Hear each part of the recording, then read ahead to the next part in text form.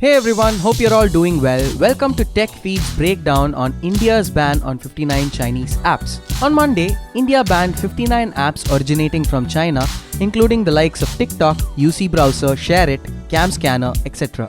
The legal basis for this is enforced under the Section 69A of the IT Act 2000 on concerns over safety and security of user data and privacy of Indians. Notifications have already been sent to internet service providers, and the users are likely to see a message saying access to the apps have been restricted on the request of the government. Users will still be able to use the apps if they don't require live feeds, but any further download from app stores on Google Play and Apple will be blocked.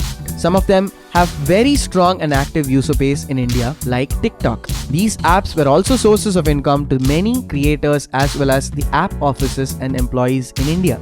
This ban will put their jobs at stake.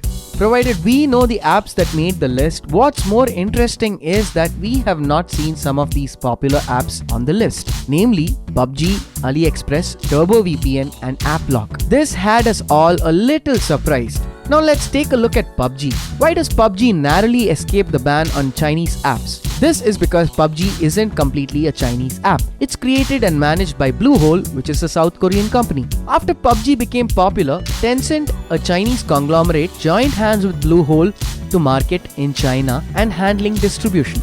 While the PC version of PUBG has been created by Bluehole, PUBG Mobile is created and run by Tencent Games. Just like Call of Duty Mobile, owned by Tencent, hasn't been banned by the government. Let us know down on the comment section if you know any other game that has been created by Tencent Games. How about AliExpress, you ask? AliExpress is from China and hasn't been banned. Club Factory and Shine, on the other hand, come under the government's radar for allegedly misusing India's duty-free gift channel and later misdeclaring the value of goods that were being imported. According to a customs official, AliExpress ships products in individual packages through posts. That gets harder to track.